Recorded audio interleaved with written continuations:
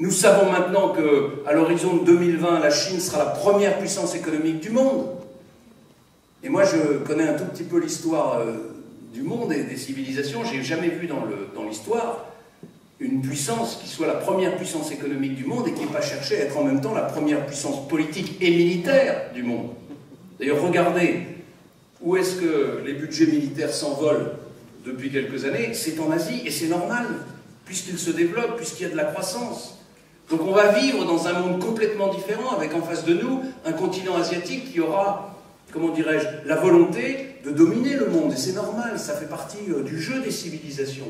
Et nous, le seul message qu'on va envoyer face à ce danger, c'est la désintégration du projet européen, la sortie de la monnaie européenne. Parce que si on sort de la monnaie européenne, qu'est-ce qu'on dit au reste du monde? On dit on a échoué, ça ne marche pas, on n'y arrive pas, on n'arrive pas à faire les efforts de cohérence, de convergence, de réforme nécessaires pour que la monnaie européenne fonctionne.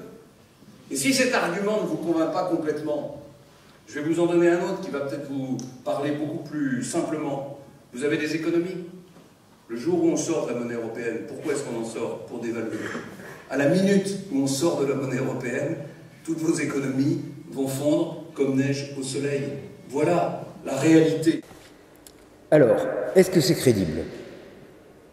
Je voudrais qu'on sache raison garder. La sortie de l'euro sera peut-être un choc, mais ça ne sera pas un choc d'une taille comparable à d'autres chocs que notre pays a connus. Si vous vous souvenez bien, il y a 100 ans, nous avons connu un choc d'une magnitude beaucoup plus considérable, 4 ans de guerre et de la plus sauvage sur notre sol. Est-ce qu'à ce moment-là, vous avez vu des Français acheter leurs baguettes de pain avec des brouettes de billets dévalués? Non. Ça n'a pas existé. Il y a 70 ans, nous avons connu une occupation militaire extrêmement cruelle et extrêmement contraignante qui a également duré 4 ans. Est-ce qu'à cette époque-là, vous avez vu les Français aller chercher leurs baguettes de pain avec des brouettes de billets dévalués portant des milliards d'unités monétaires? Pas plus.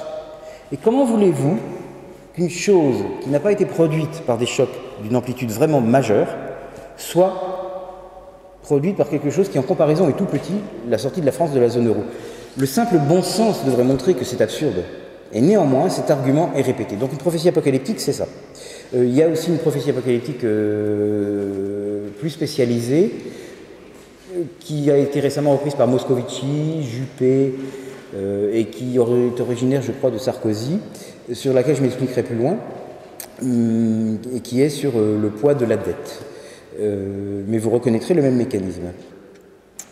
Les questions qui se posent ensuite, c'est mais est-ce que ça ne va pas produire des phénomènes ennuyeux du point de vue, je sais pas, macroéconomique ou autre? Et là, vous entendrez en particulier une prophétie apocalyptique. Donc, rappelez-vous, c'était les arguments tétanisants numéro 3, qui va bien, qui a donc été initialisée par Sarkozy il y a plusieurs années, reprise par Juppé, reprise par Moscovici tout récemment, enfin Juppé et Moscovici tout récemment. Et cette prophétie dit, si jamais la France fait ça, de sortir de l'euro, alors l'enfer se déchaînera. Non, c'est pas l'enfer se déchaînera, mais le poids de la dette française deviendra insupportable parce que cette dette restera libellée en euros, tandis que le franc français se baissera par rapport à l'euro, donc pèseront sur nos épaules un poids de dette encore plus important. Ça, c'est ce que Juppé vous dit. C'était dans le journal il y a 15 jours. Eh bien, ce n'est pas vrai. Et quand Juppé dit ça, il sait qu'il ment. Quand Sarkozy dit ça, peut-être qu'il ment pas, mais que c'est simplement le fait qu'il ne s'est jamais beaucoup intéressé à ces questions. C'est pas un technicien, Sarkozy.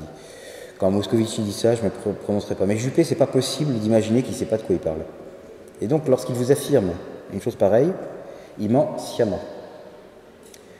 En fait, la première chose que nous regardons quand nous travaillons sur des questions d'exit d'un pays européen, c'est dans quel cadre juridique sont définis les titres de dette qui vont être, du pays qui va sortir. Et quand je dis nous, ça concerne aussi bien les institutions au pouvoir que les banques commerciales de la Cité, par exemple, de la Cité londonienne, qui sont évidemment très intéressées par comprendre ce genre de choses. Il y a consensus de la profession, que ce soit FMI, que ce soit Commission, que ce soit nous, la BCE, que ce soit Goldman Sachs, que ce soit la Société Générale, etc., pour dire que ce qui est déterminant pour savoir si la dette se transforme dans la nouvelle monnaie, le franc français, ou si elle reste dans l'ancienne monnaie, l'euro, est le cadre juridique dans lequel ce titre de dette a été écrit. Alors la situation varie de pays à pays. Dans le cas actuel, aujourd'hui, les titres de la dette grecque ne sont pas écrits en droit grec, parce que les investisseurs ont appris à se méfier.